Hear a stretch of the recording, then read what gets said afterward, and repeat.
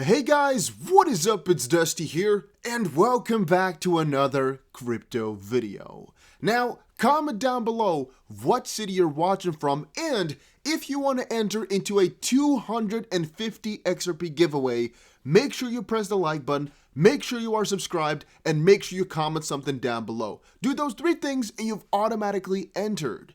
Having said that, today I want to talk about some different altcoins here because you guys have been requesting that like crazy, while also talking about the very hyped Spark Flare XRP situation. Because one thing you must know is that Spark is not out there yet. Even though you have most likely claimed the snapshot and thus Flare knows exactly how much Spark you're going to get, I don't really think the exchanges know exactly the number they're going to get, and they don't really know exactly how much they can give either. So there are a couple of exchanges, I actually believe it is only one, but as of this point it may already be more, that are allowing for this Spark trading already at a whopping $2 a coin. However, eventually once Spark rolls out for the masses, because the Spark that they are trading is not real, they've just given out an IOU. Once it really rolls out to the masses and once the real Spark is there, most likely this hype will die down and it will most likely be somewhere at the 30 cent or so range at the start. Why am I saying that? Well, we've actually seen on Gyotas and I guess a couple of speculational places that $2 was at a hype type of point and 30 cents is really where it stayed for quite a little while. And I'm thinking, guys, once Spark rolls out, a lot of people will be crazy excited about it and will actually start buying it. And very often when these huge coins come out, and one good one to grab as an example is, for example, BitTorrent. I'm actually going to look that up here, BitTorrent token. Because a lot of these tokens that are given out for free, they actually go completely astronomical in like the first couple of hours, first couple of days, and sometimes even huger a little bit afterwards. It just depends. But for Flare, I am expecting a huge price surge on the first day that we get 15% of the total Spark, and afterwards it to fall back down really, really hard because a lot of people will try to sell at that point, and then to gradually build themselves up over time. The reason I think the price will be highest at the start, however, is since there's only 15% of the Spark really given out, the circulating supply is really realistically quite low. So in that theory, every time they drop more every single month, it should go down a little bit more in value. And I actually think it was a really big miss out from Flare that they didn't include the first airdrop the first day, because a couple of days after their snapshot, the price of XRP and stuff like that went insane. And it would have been pretty cool if they already gave out some coins at that point, because I think people would have speculated on it and actually got the price up a little bit more. But if you want a general rule of thumb, I would just suggest you understand that most likely this Spark will actually go to below a cent after a little while as time moves on, but it may be so that we get a good little deal right at the start because people will try to speculate if what happened on this one exchange is representable to others, and I definitely think it is, that on most exchanges it will have a spike at the start. And also, if some places claiming they can give you Spark or that you can claim it in some way, shape, or form, it is not true. If there are exchanges allowing the trading of it, these are IOUs, which are not real Spark, but kind of a you'll get the Spark eventually type of contract, but that is only available on that specific exchange. You cannot withdraw it, you cannot do anything other with it. It is just a concept, basically. Get that in the back of your head, understand it very, very properly, and that was it for the Spark situation here. Just, there's a lot of fake stuff going around here, and by the way, if you're wondering if your snapshot got through, just type in on Google, just snapshot Spark and then the exchange or the wallet you're working with, because I've seen the question pop up a lot of times for Exodus, but you can literally just see it in the Exodus app yourself, so just look it up on the Googles and you'll find it. Then a very funny trading view post here by XRP, or he's actually called Wrecked for sure, XRP USD the Spark airdrop, and look at this, it was beautifully made, I must admit. Whilst the crypto community was waiting for Spark airdrop, at XRP HQ a plan was plotted. Pump phase completed, ready for airdrop, haha, we'll be making millions, and buy the dip, dump it right after the airdrop, and I think that's actually kind of funny. You know, the main reason I say it's funny is because right after the airdrop, the prices started to fall, of course, quite a significant little bit, and then a couple of days later, because right now it is the 18th, but then the 17th, it actually took another huge surge in price, which I kind of find interesting. If here shows a chart where it's really kind of difficult to see exactly how high the price went, If you guys can see, it's kind of difficult because here from the 12th up on forward, the price actually did a lot better after the 15th. But it's kind of interesting to see how over the 12th to 15th it actually dropped before moving back up. And that's actually kind of funny to see. And that, of course, this channel is being made right here, which we'll talk about a little bit later because a lot of people are talking about that right now. But I also found the background pretty cool on this one. DeFi softwares, Ethereum VM analyzing, FLR blockchain, Spark printing, cross-chaining revolution. And everybody's just hyped about this Spark printing and the airdrop situation. Everybody's just there. You can see XRP Spark bodyguard right there. Blockchain building in process, no trespassing. Beyond this point, you'll be wrecked for sure. I don't know. I just found it a really funny thing. He put a lot of effort into creating this, I assume, because I think it takes a lot of freaking time. Because I don't know if there's an easy way to draw on here, so I got to give him my respect for doing that. It's a pretty cool thing. It's well made. Not gonna lie. All right, then let's see. I had another one from FLR here from Toa Labs. FLR is already adding value and utility to the XRP ledger. Large numbers of users are learning more about the XRP ledger, sending payments and adjusting account settings. It'd be interesting to compare with statistics from wallets/explorers like Sum and XRP Scan. And the only thing I can say here is that I think it is very interesting to see how it's not like XRP is on its own anymore right now, because Spark has been made and things will be built on top of XRP, which this marks a start from, right? This marks a very interesting start, in my opinion, of a whole bigger realm. And I saw this article here, FLR or Spark airdrop, 14 things for Ripple investors to know. It's not really like there's any new information here or something important.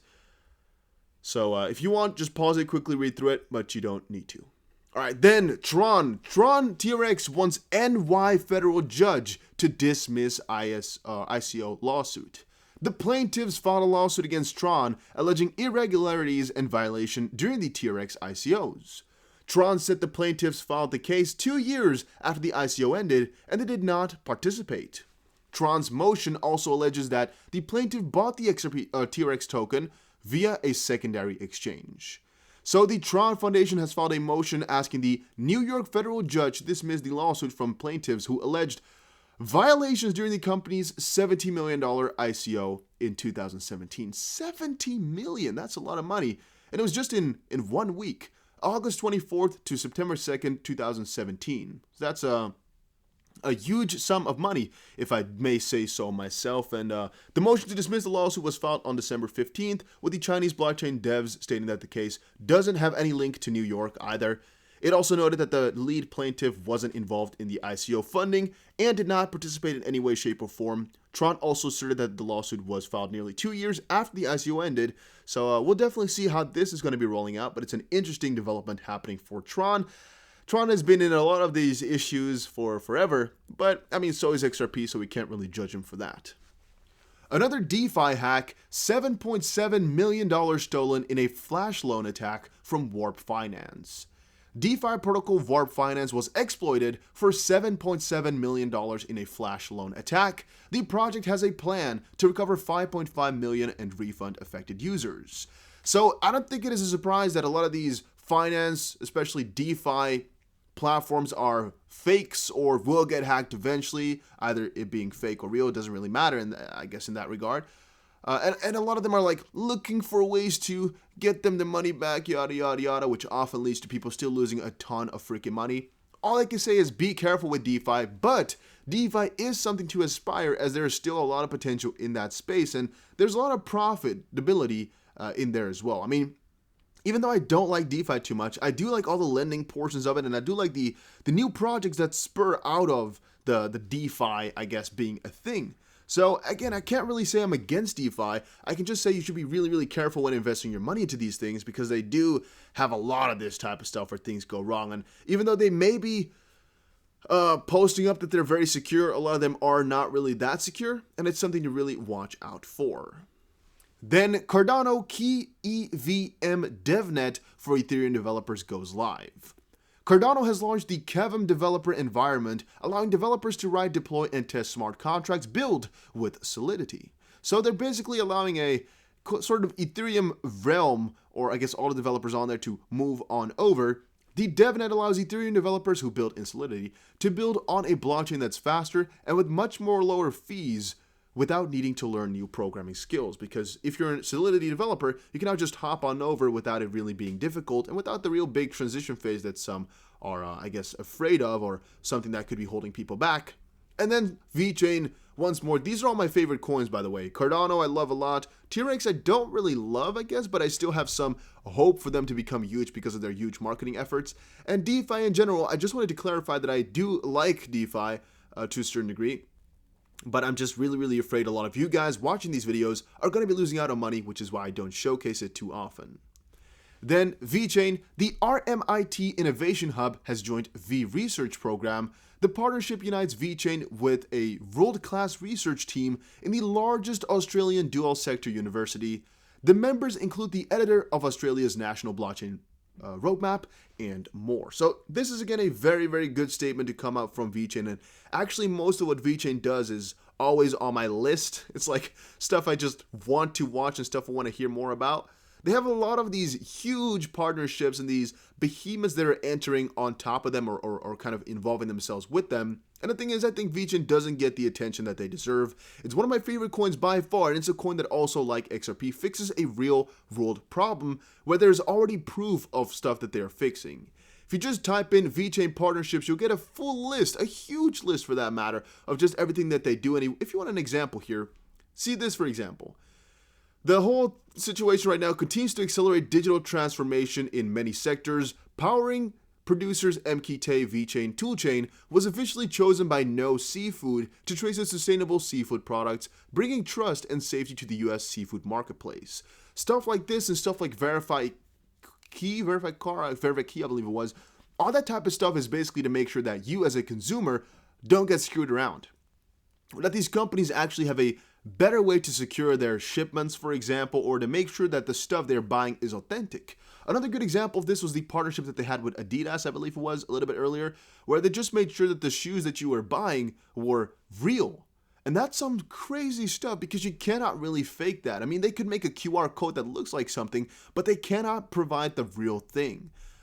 And that's stuff that's really, I guess, groundbreaking in a certain sense. I mean, there's other ways to do it, but Vechain is one that's really pushing it further and make it a lot easier through their tool chain as well. So if you were to really ask me, am I excited about Vechain? Oh, yes, I am. And it's definitely one of my favorite coins. And I have posted like a couple of videos in the past now about why I'm buying more. And, you know, every single time I make another video about them, I just get more excited. And I know I'm sticking with them at least. That's like a gut feeling that I just should stick with them. Same thing goes for Cardano. I'm holding on through for a very long time, and I'm generally very excited about what they have to bring. But yeah, guys, that was it for today's video. Hopefully you all enjoyed it. If you did, make sure you press the like button and subscribe, and I'll see you guys again in another crypto video.